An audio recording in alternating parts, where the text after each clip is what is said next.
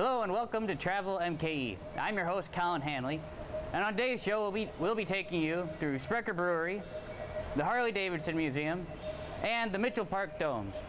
All this and more on Travel MKE.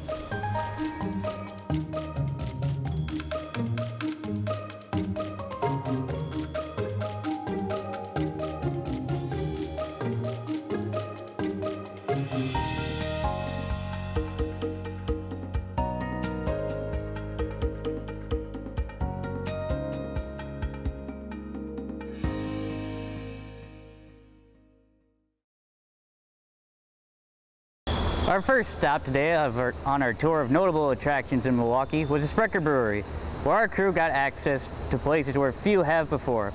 Let's take a look.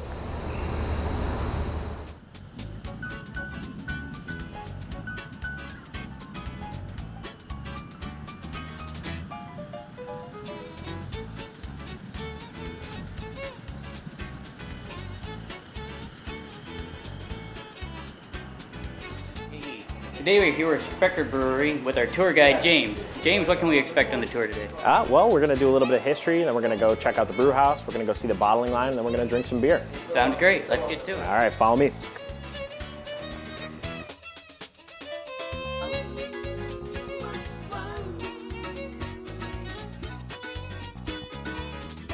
So James, I see a big area in here. What are we about to see? We are about to go and check out the brew house where all the magic happens. We're going to run down some ingredients before we get in there. So there's only 4 ingredients used in making beer. Water and yeast we're not going to take a look at here because they're liquid. But we do have barley and hops out here as well. We've got malted barley in this giant stein right here, and then some pellet hops as well. So these are essential ingredients of making beer. So without this, none of this would be possible. Exactly right, yep. And in the brew house is where all the magic happens. Well, let's go see it, shall we? Go check it out. All right, Colin, so this is the brew house. This is where all the magic happens. This is where we make beer and soda. So basically what we do here is we take all of our malted barley and we turn it into sugars that can ferment in a delicious beer. We also make the extracts for all of our sodas in here using all this equipment you see behind us. This is quite an impressive setup, and you can really smell it in here. Absolutely. Gotta love that smell. Now, I see all these sacks here. What's in here? This is all malted barley from Breeze Malt. Breeze Malt is a premier Wisconsin maltster. So we try and gather as many ingredients from the state of Wisconsin as we possibly can because it's good business sense. Yeah, keeping jobs in the state and helping build business. Absolutely. So what goes on in all this setup here? Well, basically we take that Breeze Malt and we crack it down, we mix it with water, and then that's where we get all those sugars out to go ahead and ferment the beer. From there we send it onto our brew kettle. We're just gonna bring it up to a boil and we add our hops so you get this nice, delicious, bitter flavor from those hops. And then we send it onto our yeast room where we pitch the yeast and let it go to work making some beer. From there it'll go to the bottling line, and from there it'll go to your house or your bar or, you know, even your tailgate party. I love the tailgate party, and there is no tailgate party without beer. That's absolutely right. So you want to go check out the bottling line? Let's go. All right, follow me. So James, it's pretty loud in here. Is there a party going on? Oh yeah, you know, it's definitely loud here in the bottling area. This is where we get everything bottled up. So from our lager cellar, which is where we do all of our aging and all of our kind of, you know, holding over until we're ready for it, we'll send it into our filling room and get it filled and capped, and then it'll go out to all of our distributors and all our delicious customers. So we can all enjoy the magic that is Sprecher. Absolutely. A fun fact about this line, we can run through 170 bottles of soda every single minute and 140 bottles of beer. That is definitely much more than I could possibly drink. Absolutely. It's a good song, too. So, if you're traveling to Milwaukee, you should definitely come to the Sprecher Brewery. It's fun for the whole family. It's got beer for the adults, soda for the kids, and all around good time for everyone. You're watching Travel MKE on Student Operations.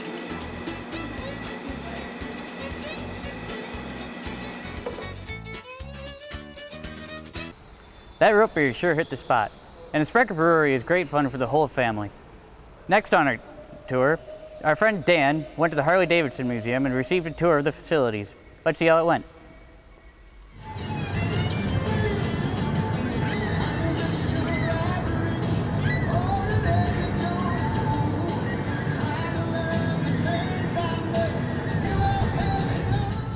Hi, we're here at the Harley-Davidson Museum today. Now this is a must-see attraction for anybody visiting Milwaukee because this is the only Harley-Davidson museum in the entire world, so we are very excited to be here. Now, I am joined today by Brooke Smith, Head of Media Communications here at the museum. Brooke, thank you for having us today. Oh, it is our pleasure. I'm so glad that you guys are able to come and visit today, and we're able to show you and the viewers what it is that we have here at this great destination. The Harley-Davidson Museum, as you said, is the only one in the world, and it's located right here in Milwaukee at the corner of 6th and Canal. We opened in 2008, and really we are the house of history for the Harley-Davidson Motor Company. So here in this facility, in this building, we have, like I said, great exhibits and displays. We house our archives, our corporate archives, and we also have special event space. So today I'm excited because I get to walk you through and show you all of our different treasures and give you a sneak peek of things that really will get more people to come down and visit us and see what we really truly have to offer. So I say let's take a walk. What do you think? Brooke, that sounds great. Let's go take a look. Okay.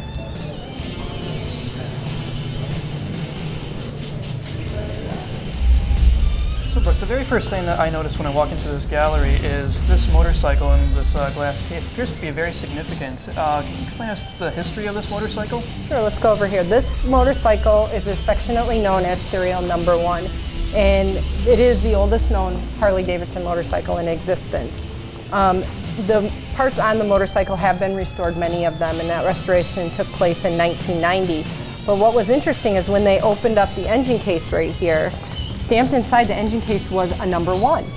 So it is believed that that engine case is one of the original engine cases that the founders produced to build their motorcycles. So from that, we gave it the nickname serial number 1. And there's a little bit of myth and urban legend around that, but we do know that this is the oldest known Harley-Davidson in existence.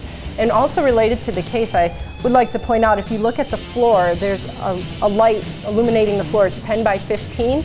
And we've purposely done that to really signify the size of the shed where these original motorcycles were produced in 1903 when the founders started producing Harley-Davidson motorcycles. And this shed was actually located right here in Milwaukee, over by where our Juneau Avenue World Headquarters is located, and it's now known as 38th Street and Highland. It was in that area. So when people come to visit the museum, they kind of step in and they're virtually stepping into the shed where we produced some of our original motorcycles. Brooke, this is a monster bike. Now Harley-Davidson didn't make this bike, did they? This must have been customized. Oh yeah, this was not a motorcycle that you would have seen roll off the factory floor when it was originally produced. This motorcycle is a great example of a customer taking their Harley-Davidson and making it their own. This owner of the motorcycle, Felix Predko, decided, you know, I'm going to take and make 2 motorcycles into one, and that's pretty much ultimately what he did. This motorcycle has 2 powertrains, 2 seats, 2 handlebars, pretty much 2 of everything. And then he added his own flair to it by adding chrome medallions and the King Kong windshield there, which is what this bike is actually known as, King Kong. And really this example and all the examples around the gallery that we're in right now, which is known as custom culture, tell a story about how people want to make their Harley-Davidson their own. We have in this gallery replicas of the Easy Rider motorcycles from the movie. We have a motorcycle just over here that really shows how after World War II, when customization kind of became a normal part of the motorcycling culture, how one of the earlier motorcycle clubs, the Booze Fighters, took their motorcycles and customized them with paint and removing parts and all of that. So here, you know, at Harley-Davidson, we like to say a motorcycle is an extension of the person, and definitely if you walk through this gallery, you're going to see how many people have customized their motorcycles to make them their own. So this bike then, it was just done for like a personal consumer use. It wasn't made for any particular purpose, like racing or. You know, I'm not aware. I don't think you could race this motorcycle. It would be kind of cool on a racetrack. Yeah. It doesn't seem like this would fit on that circular track we saw upstairs. Yeah. So. You know, Felix was a rider and a mechanic, and he just, you know, it almost feels like he kind of liked to tinker around. So he did. He created this. And, yeah. And again, I encourage everyone to come down. We have examples of customization from the beginning to customization even today, and really talk about how the motor company, Harley-Davidson Motor Company, has really helped support this customization over the years through our parts and accessories, and giving our customers options to, again, make their motorcycle their own. Yeah, because this is just one example of the many customized bikes that the museum features here. So yeah, it's definitely a great idea to come here and just take a tour of everything and take a look at all the motorcycles that you have on display. Yeah, and you know, the Harley-Davidson Museum probably, I shouldn't even say probably, it is the largest corporate archives that has the largest collection of unrestored Harley-Davidson motorcycles in the world. Throughout the museum, you'll see about 150 motorcycles that are actually on display. The total collection has over 500, and upstairs on our 3rd floor, you can kind of peek in and see our motorcycle storage room. But what's really important is a lot of these motorcycles are original. Very early on, our founders had the foresight to take product off the line and just immediately put it into storage and save it. And so we have motorcycles, you know, when you begin the journey up on the 2nd floor from the 19-teens that have maybe 20 miles on them. And those 20 miles are over the years of pushing them and moving them to different places in the archives. So definitely encourage people to come visit us. Like I said early on, the Harley-Davidson Museum is really a walk through history. It is obviously about Harley-Davidson and really the experiences we've had over the years, nearly 110 years now as we get ready to celebrate our 110th anniversary this year, here in Milwaukee and around the world. So Brooke, what exactly is this room here? I see that we have a lot of really unique motorcycles on display. Yeah, the room that we're in right now is called the Design Lab, and this is really the area of the museum where we talk about how we design, style, we produce the motorcycles that you see out on the road. And we get into details around as minute as how the inscription is on the gas tank that says Harley-Davidson. Particularly this year though, and what's kind of a great uniqueness is that we're celebrating our 110th anniversary, the motor company is. So this room has transformed a little bit to include a special exhibit called Designing a Celebration. And Designing a Celebration really is an inside, behind-the-scenes glimpse for our visitors to really see what our styling and manufacturing teams go through when they create that unique look and feel for each one of our anniversaries. So here on the platform we have motorcycles from the 85th anniversary, the 95th, the 100th, and the 105th. Oh, wow. And of course, like I said, this year will be the 110th. Okay. So, just outside the museum there's a countdown clock. Is that countdown clock for the 110th anniversary? Yeah, I'm glad you noticed that. Yes, the countdown clock actually began last August 30th. We started the countdown to this Labor Day weekend when the 110th anniversary celebration will take place here in Milwaukee. And I'm also going to challenge, when you go back outside, look on the pavement. We also have a burnout of hashtag HD110, and that's our Twitter feed for people to go check out, you know, all of our information about the 110th anniversary. Excellent. And now, can you tell us a little bit about what sort of plans that you have for the celebration this year? Oh, that's always the hot question. And of course, I can't tell you everything. What I can tell you, though, is that here in Milwaukee, the event will be taking place Thursday, August 29th through Sunday, September 1st. We'll have events all throughout the city, including right here at the Harley-Davidson Museum. So I really encourage everyone to go to our corporate website, which is h-d.com/110. It's kind of the hub where they'll get a lot of the anniversary information, or they can also visit the Harley-Davidson Museum website at hdmuseum.com. And so the museums as well as the Twitter accounts, those are both? It's all right there, yep. All Excellent. The information is there. And so, like I said, I encourage everybody, we are welcoming everyone, particularly here in Milwaukee, to help us as we celebrate 110 years. Thank you, Dan. And now the Harley-Davidson 110th anniversary starts on Labor Day weekend. If you're in the Milwaukee area, I definitely recommend that you stop by and see all the events that they have going on.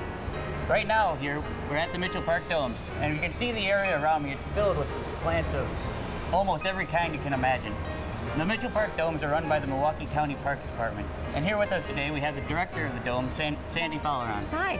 So, Sandy, tell us a little bit about this amazing space here. Well, we're in the show dome, and this is a seasonal floral dome, and right now we're in the middle of our spring show, which is called Blue Bayou. So you can see all the different elements that relate to that theme.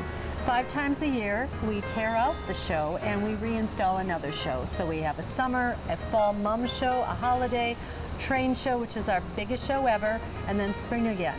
So 5 times a year, this dome totally transforms into a different setting. Well, Sandy, this sounds like an amazing place, but I'd really like to learn more about the history. Where do you recommend we start? Well, let's start looking at the plants that have been here since it was put in the early 60s. And we have a historical exhibit as well that kind of pays homage to where the conservatory came from. That sounds great. All right, let's go. So, Sandy, looking at this, I gotta say, it looks very familiar, but I can't place my finger on it. We do have a few trees in here that are part of the original collection. When the dome was built in 1961, there was an installation, of course, but I'd have to say 99% of what's in here has been replaced or refurbished with new plants. Obviously, things don't live forever. However, we do have some ficus trees, as you can see, that are rather large specimens. They've recently been pruned, and they are part of the original installation when the dome was first opened to the public. Wow. Now, these ficuses are 40 years old. I don't think I've ever seen one quite that old Well, before. right. You won't usually see them in stores because usually they're meant to be in homes, so they're kept down on a smaller scale. Obviously, if you had to find, if you were a tree and decided where would be the best optimum place to be, why not a conservatory? Exactly. You get the care you want, the pruning you want, the watering. You're protected by the weather elements, so they thrive. They absolutely thrive. So you're not going to see this. There are some great examples in the Desert Dome of plants that are 40 years plus older. And again, specimens that the public generally won't see in nature because they're not allowed to get that big. So we've got more coming up that might knock your socks off besides this ficus tree. Well, where do you recommend we go next? I say we head down and start talking about the history of the domes. Sounds like a plan. All right, let's go. So, Sandy, you mentioned this display earlier. Can you tell us exactly what it is? Absolutely. This actually pays homage to where the domes began. And that was with a 1898 conservatory, Victorian-style conservatory, that stood on this very ground. It became outdated, obviously, and was replaced by this one-of-a-kind conoidal-shaped domes. So what you have is really the entry to that conservatory. And if you look at it, we're standing on bricks from that 1898 conservatory, and they're reflected in this original photo as well. So these are elements of our past, our history. The gates that you see were the gates that actually were designed and built by Cyril Kolnick. He was a world-renowned iron maker here in Milwaukee. So historically, we've been on one of Milwaukee's icons for decades and decades, a century. About 115 years. This is absolutely amazing. A little corner of history right here. Well, Sandy, where do you recommend we stroll next? I think we should keep going. We should go into the Desert Dome. That's some of our most collectible plants and oldest plants. Sounds like a great time. All right, follow me. So, Sandy, this is a very different environment from the last dome. Just as spectacular, but very different. Can you tell us a little about it? So this is the Desert Dome. And if we have to pick a dome that has the oldest plants and the most expensive plants to replace, this is it. Much of the collection that you see around us is original to the installation, so it's 40 plus years old. And a lot of these things you would not even see in this size or capacity out in nature because of animals, because of weather, or because of humans. So in a lot of cases, these specimens typically don't grow this large out in nature. So that makes it kind of special to people. We have different exhibits in here as well. We're standing right in front of the natural stone exhibit. Allows people to get up and close and personal and look at some of the things and specimens we have here that are very unique. Certainly you're not going to find these in Wisconsin. I believe it. And now, looking at these, some of them are almost hard to pick out amongst the stone. It's one of the plant's defenses is to hide itself, to protect itself from animals or scavengers. So you can tell how well it blends in with the stone. And there's a lot of plants that have defenses and mechanisms that they put together to protect themselves from wildlife. Now, right when we came in, I noticed that I hadn't seen this before when I came here. Can you tell us a little about this? Sure. This actually just went in a couple of months ago. Our mission and our intention here is to draw families, to educate. And a lot of the things that we talked about are really different tools of passive education. The exhibit behind you that draws people in. They can learn about those kind of specimens. This is a tour mate. This is another interaction element that we use to get people to find out more information. And it is a tour mate. It is in 3 languages, English, Spanish, and Hmong, and it is not electric. It's all powered by you. So you wind it up, you push a button, and it gives you an overview of what this dome is all about. The history, the plants, and in most cases, the horticultural aspect of the collections. Now, this seems like it would be a great tool for helping people understand what this is about.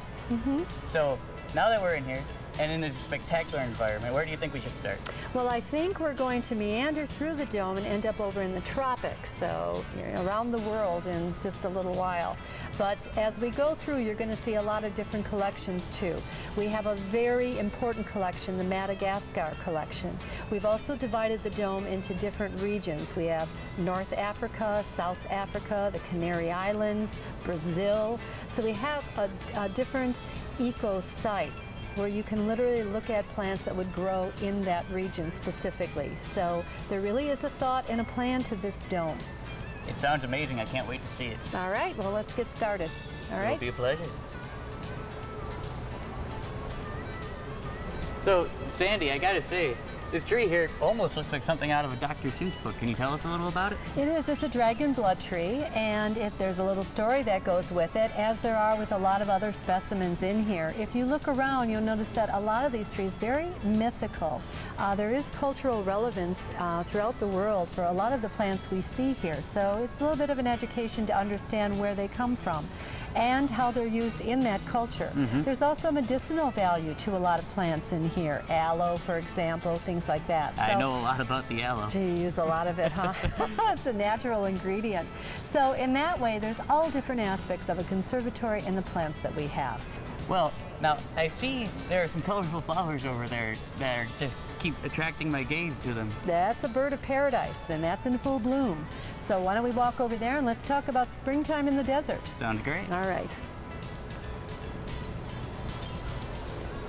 All right, Sandy, seeing it up close, I really understand why it's called a bird of paradise. I mean, it's got all these colors, and it actually looks like a bird up close. It is beautiful, and it's used in a lot of flower arrangements. A lot of people are very familiar with this plant.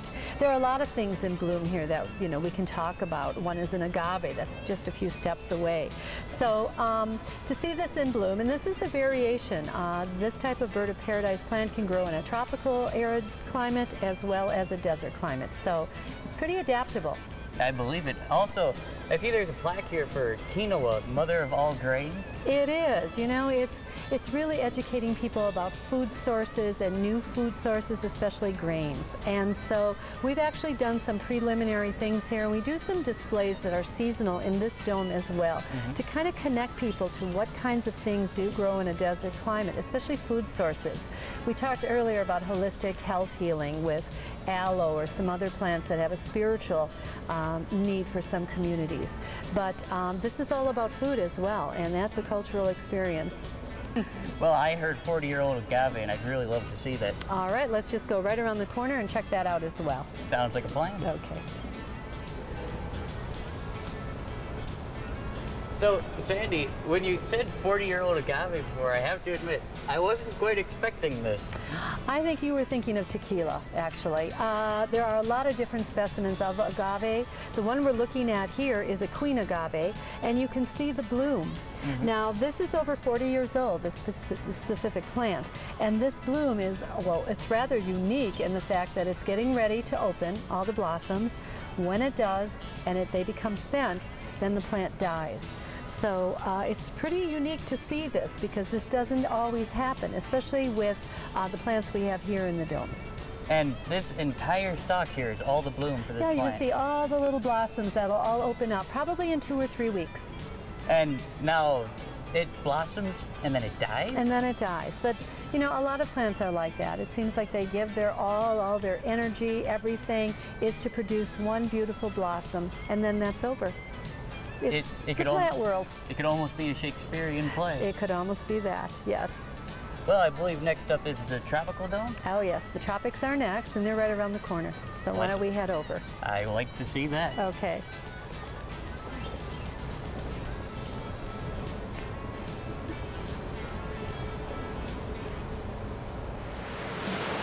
So, Sandy, I gotta say, with the show dome, we can pretty much look up and see anything. And with the desert dome, it became a little hard to see the top of the dome, but you can still see pretty clearly. But you look up here, I can't see anything. Well, this is lush, isn't it? This is the tropical dome, and it's meant to showcase what we would think would be a tropical rainforest setting. You can see the orchids, you can see the many different fruits and things, like right behind us here we have banana trees. If there is a dome that produces the most fruit for consumption or food, this is the dome you want to be in. Now, I gotta say, I see bananas and I see some oranges. And are those limes? Those are limes, yes. We have variegated limes. There's cacao, which is the chocolate plant here. We have avocados. We have, again, tropical situations, tropical climates really provide a great environment for fruit-bearing or vegetable-bearing trees and plants. So in this case, this would be the dome that most people find that connection to. A lot of kids aren't really sure where their food comes from. And for them to come in here and say, oh, as we came around the corner, you saw the grapefruit actually growing on a tree. A lot of kids don't understand where their food comes from. So this is really an educational experience for a family to share together. Now, I can also hear this loud noise in the background. Is that a waterfall back there? Well, you wouldn't have a tropical rainforest without water. Very so true. We certainly have a very large pond and a 30-foot drop for a waterfall that emulates what you would find in a rainforest. That's impressive. Where do you recommend we head to next? I think we should head past there, look at the fish in the pond, and swing up around the sausage tree. Sounds great. All right, thank you. So, Sandy, I gotta say, just by looking at it, I think this is probably the sausage tree you mentioned earlier. It is. It's pretty obvious, isn't it? I mean, they are really amazing things to look at. They're not edible plants, but certainly animals can eat them, and they can be used for gourds to store your food or carry your food or water. So just another element here in the tropical dome. Now, a bit of a segue here. I've noticed throughout here that some of these plants have these QR codes. Is that new to the dome? Well, we've had them for a couple of years now, and we change them out so they're not always the same. And you'll find them here and there for those people that have smartphones and want more information than just we're providing on the signage. So it's just another added element to take it to the next step. Sounds great. So I believe next on our list was the cacao plant.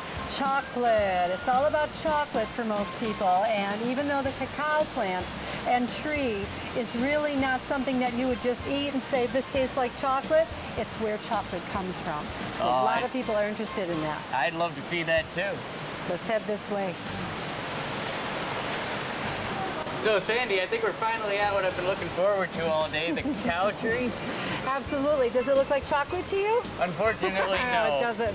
And to most people, it doesn't look like chocolate, but that is the raw product. That is where cocoa comes from. And so for a lot of kids, or adults for that matter, they have no idea that that's where their favorite food group comes from.